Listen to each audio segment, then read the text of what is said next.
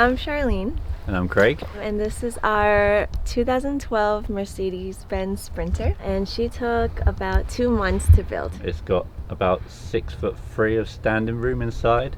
Which is awesome for him. It's Perfect for the me. first van he could stand in.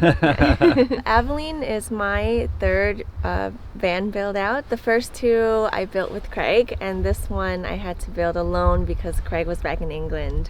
So this is our kitchen. It's just built with plywood, 3/4 inch plywood stacked twice. And then just on the edges here, I used oak wood to hide the plywood interior. And this is just some extra counter space. This is our sink. It's a little messy right now, but that's Vanlife. This is our Suburban stove top. I wanted to make sure that it was like inset into the counter because I'll show you in a bit, but our bed pulls out, and so I needed it to not stick out so that it has some support here. These are also 3/4 inch plywood, so you can see it here, but this is just some like oak wood that I had extra pieces of, and so I just like took cuttings of it and I put a 1/2 inch plywood between each one, and I just made this design. So in the back we have the water system, and on the wheel it's like this cool water tank that's like made for the wheel arch, so it saves space, and it's got 20 gallons. And we also found out that because it's almost winter here, no one really has their water taps turned on, so it's been really hard to find water. But we've found like some really amazing local people who just like when we really needed help, people just lent us their water, and that was really nice. Yeah, but so it just works. It works like a charm. And the hot water here, I don't know if your camera will pick it up, but you can hear it turning out in the back. So you have a hot water on demand? Hot water on demand. So the gray water for the sink just goes into this Home Depot bucket. It's only 2 gallons, but we didn't want something that took up too much space and starts to smell kind of thing. 24 inches by 32 inch shower base, and it is, I think I bought it online, maybe on Amazon.com. And then I had bought some FRP whiteboard panels that I think you can find at like any Home Depot or Lowe's. And I just like stuck them on, but it's not as easy as it sounds. That was really difficult, and you only get one chance to stick it on because it's like once it's on, you can't pull it apart. And then all of the sides, they're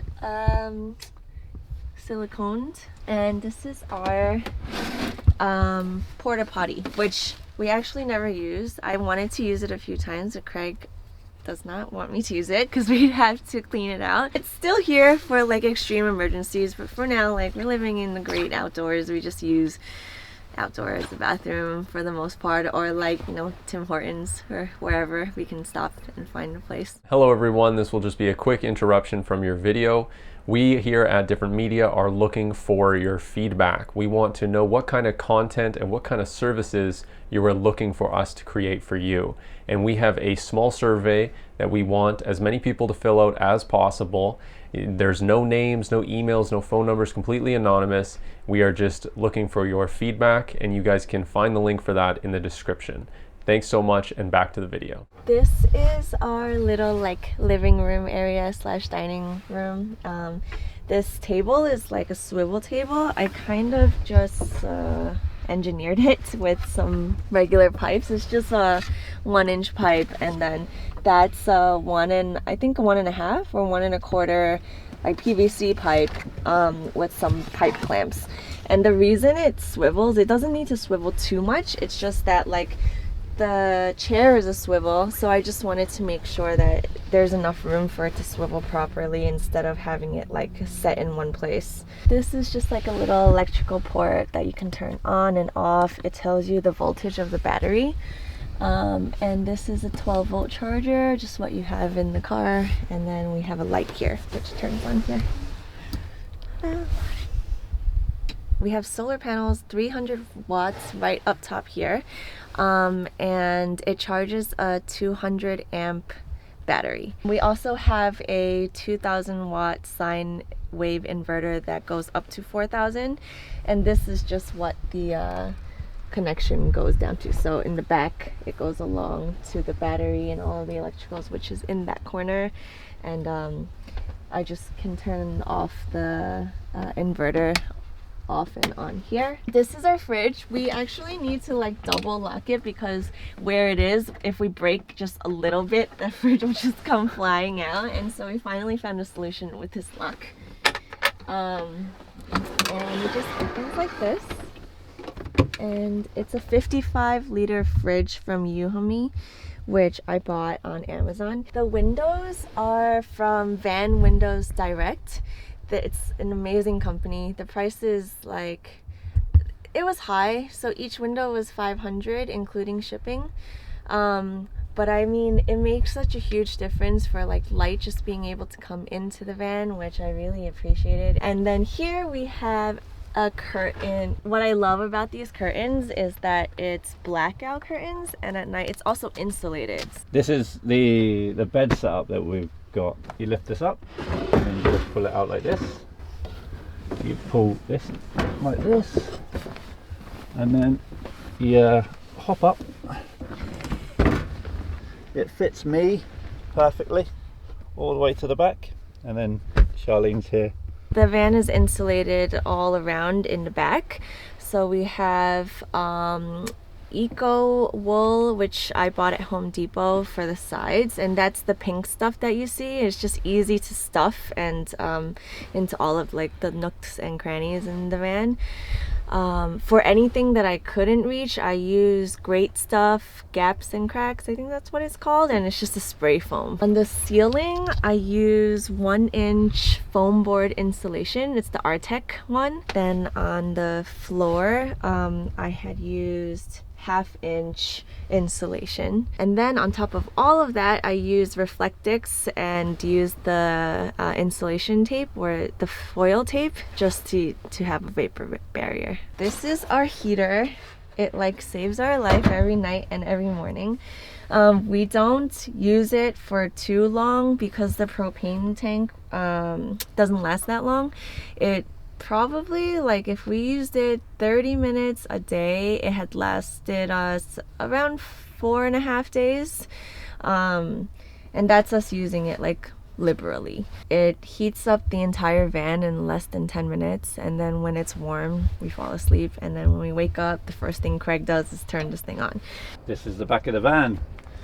We have everything in here, from our luggage to our water heater, which is a propane powered water heater. We've got the Seaflow pump, which is 45 psi, and then we've got the accumulator tank.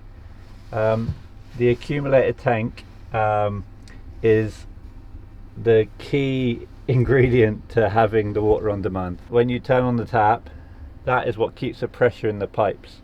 So when that runs out of pressure, that speaks to the pump and sends more water through. So essentially we have the back door cracked a little bit, so any fumes would essentially leave through the back.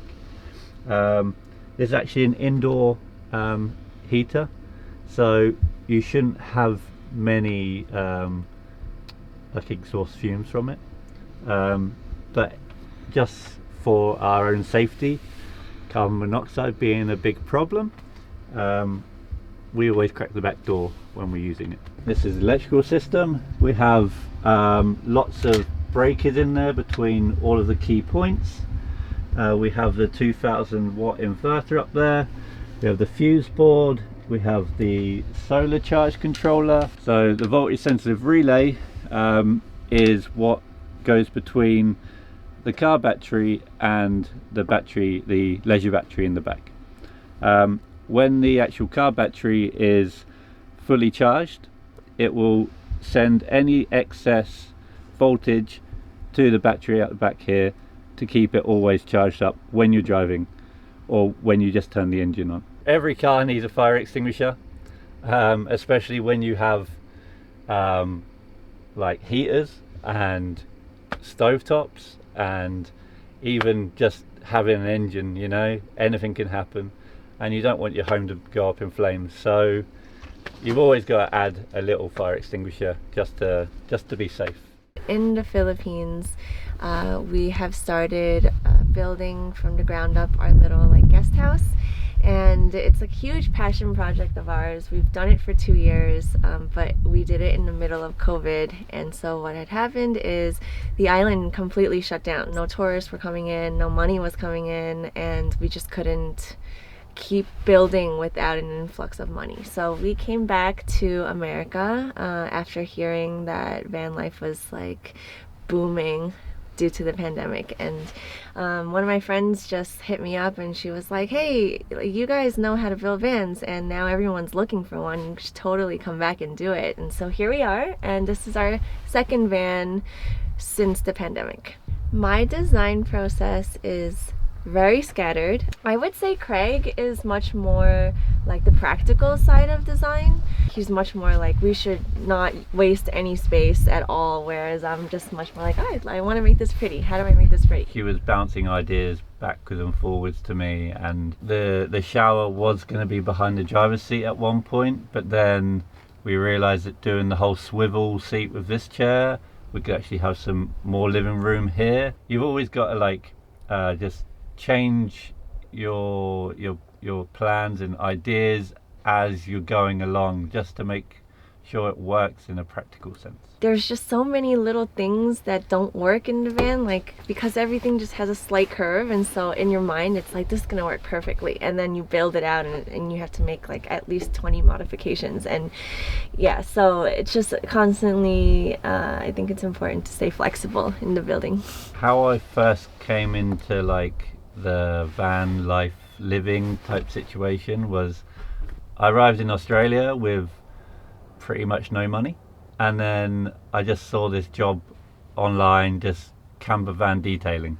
From the moment I did it, I was like, a camper van would be a cool way to travel Australia.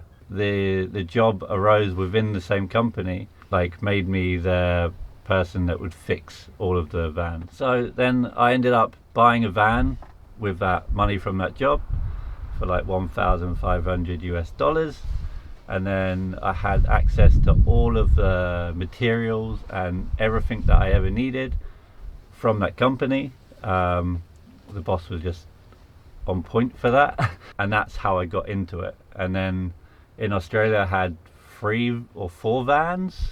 Like one of the vans I only had for a week, like a friend gave it to me, and then the roadworthy just wasn't good enough, and then I had to I just left it on this, like in a parking lot. I posted on Gumtree, free van, the keys are inside. That's awesome. It needs some work. Hopefully somebody found that van nice and happy, you know. So then I flew to New Zealand, and then I got a very similar job working for Juicy camper vans, and then I did exactly the same. I bought a Ford Transit and kitted it out with all of their stuff as well, and then hit the road. And then fast forward to when me and Charlene bought a van in America. But yeah, van life sits very much with the way that me and Charlene live, because we're like, I've been traveling for about 10 years, Charlene for about 5. We both love to explore places. We love to find nature. We love to be in nature all the time. When it came to van life, it's a no-brainer. It sits with our lifestyle perfectly. Yeah. What kind of advice would you have for somebody that's thinking about doing a van build? Insulation. Yeah. Insulation. When it comes to if you're traveling Canada or the heat, you know. Yeah, it doesn't matter where. You need to make sure that you get your R values right for when you're insulating, because it can get cold and it can get really hot. Also maximize the space as much as you potentially can, and if you can buy a van that gives you enough headroom to stand in, that is ideal as well, because believe me, I'm 6'3", and smacking my head every single morning when I'm waking up is not fun. But I've done that for the past like 4 builds, you know, that I've done, so it's actually really pleasant now to be in a van that Charlene built, and I don't bang my head as much. I still bang my head, but not as much. Yeah, when you're building the van, it can get really overwhelming because there's just so much to do. I mean, you have to be a jack of all trades. You need to be an electrician, a plumber, an interior designer, a carpenter, and it's a lot. And so what really helped for Craig and I was just like focusing on each small task during a day. So like our goal would be like, okay, today we're gonna finish the floorboards, and that's it. And that was like a little win for the day. It's a lot of work, van life. It's not just like, it looks so glamorous in Instagram and on Facebook and on YouTube, but actually the day-to-day of van life is like every day you have to find a place to stay, unless you're paying for campgrounds along the way, or if you have your whole trip planned out. But more than likely, if you're a van lifer, you're like us and plan not so far ahead. Some of the benefits of this lifestyle it's definitely the freedom to go wherever you want, like whenever you want. For me, it feels like there must be more to life than just work, and so I don't mind working. I think it's great to have I think it's great to work and like to put your skills out there, but I think it's also important to take time to appreciate life and enjoy it. And yeah, it's a good way. Van life is a good way to do that because you get to slow down and go wherever you want, whenever you want. And if you don't like a place, you can leave, and if you want to stay, then you can stay as long as you want. And being in nature is definitely one of the best perks of it. We used to live in big cities where there was a lot of people, and there's a reason why we're not there anymore. My personal philosophy on life, I feel like live every moment as if it should last, is pretty accurate to how we live. We try to enjoy every experience that we can possibly take from every moment. Our van Instagram is happysouls.campers, and you're welcome to check us out. We also have our other project, Jungle Kingdoms, on Instagram, and that's where we're doing our build of our guest house as well. So if you want to follow us on that, that'd be cool as well. Yeah, and then when that's up and opening, you guys are all welcome to come. If you enjoyed that and want to check out more alternative dwellings, we have a playlist popping up that is all the episodes that we've ever done. There's van tours, tiny home tours, sailboats, off-grid, garden tours, all sorts of cool stuff. So check that out. Thanks for watching. Hit subscribe. We'll see you on the next episode.